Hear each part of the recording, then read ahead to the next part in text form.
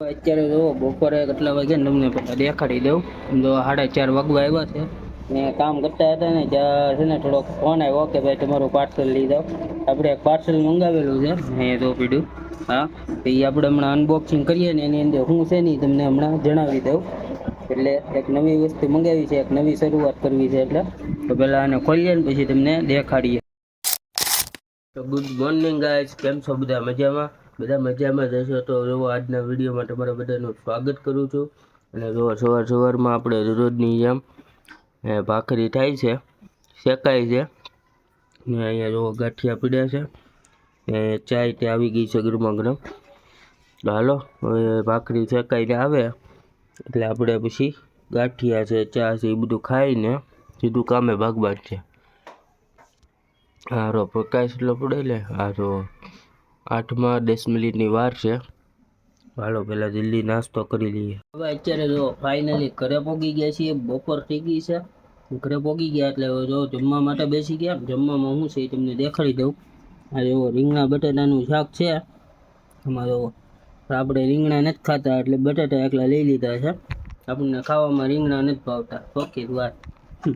ને અહીંયા જુઓ ટમેટાની પ્લેટ છે, સાથે સાકરટેટી છે, ભાત છે, ઠંડી છાશ છે ને અહીંયા જુઓ આ છાઠા ને આને શું કહેવાય બરફી ચૂરમું, એ બધું મીઠાઈમાં છે ખાવામાં. એની હેઠે છે જો ને ગરમા ગરમ રોટલી બને છે. ચાલો જલ્દીથી જમી લઈએ ને પછી સીધા કામે પાઈ ગયા. આમ જો કેટલા વાગી ગયા?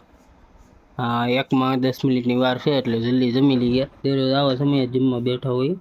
ચાલો જલ્દી જમી લઈએ. ફાઇનલી અત્યારે જો જમી કાઢવીને જઈએ છીએ હવે સીધા કામે. જો અહીંયા ઘઉંનું બાસ્કો આપી દીધું છે. હવે આને ઘંટીએ મૂકવા જાઉં ને પછી ત્યાંથી સીધા કામે ઉપડીએ. હાલો આ હવે આગળ પીડ્યું રહે. અત્યારે જો બપોરે કેટલા વાગે ને તમને પહેલાં દેખાડી દઉં. તો 4:30 વાગવા આવ્યા છે ને કામ કરતા હતા ને ત્યાં છે ને થોડોક ફોન આવ્યો કે ભાઈ તમારું પાર્સલ લઈ જાઓ. આપણે એક પાર્સલ મંગાવેલું છે અહીંયા તો પીડ્યું. હા, તો એ આપણે હમણાં અનબોક્સિંગ કરીએ ને એની અંદર શું છે ને એ તમને હમણાં જણાવી દઉં. એટલે એક નવી વસ્તુ મંગાવી છે, એક નવી શરૂઆત કરવી છે. એટલે તો પહેલાં આને ખોલીએ ને પછી તમને દેખાડીએ. અત્યારે છે ને ભાઈ ફાઇનલી જો આપણે ગિફ્ટ તો નહીં, પાર્સલ આપણે અનબોક્સિંગ કરી નાખ્યું છે. એ પાર્સલમાં શું આવ્યું ને હું તમને દેખાડું.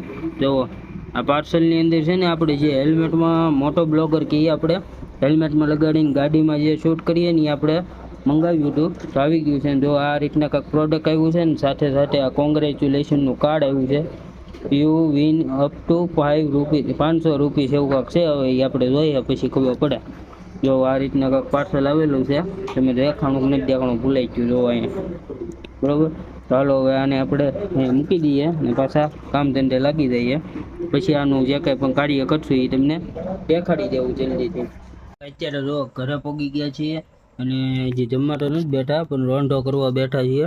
રોંઢામાં જો બપોરનું શાક પીડ્યું હતું એ છે ને ભાત છે એ બે ને ગરમા ગરમ ચા બને છે આમાં.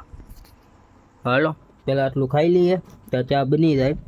એટલે ચા પીને પછી થોડી વાર બહાર બેસવા માટે જાઉં. તો ભાઈ અત્યારે જો ફાઇનલી જમવા માટે બેસી ગઈ છીએ ને જમવામાં આજે જુઓ મેગી બનાવી છે ગરમા ગરમ કંઈક આવી. ચાલો આજે જમવામાં મેગી છે તો મેગી જમી લઈએ ને પછી થોડી વાર બહાર બેઠવા જવું છે. ત્યાં જઈને તમને પાછા મળીએ.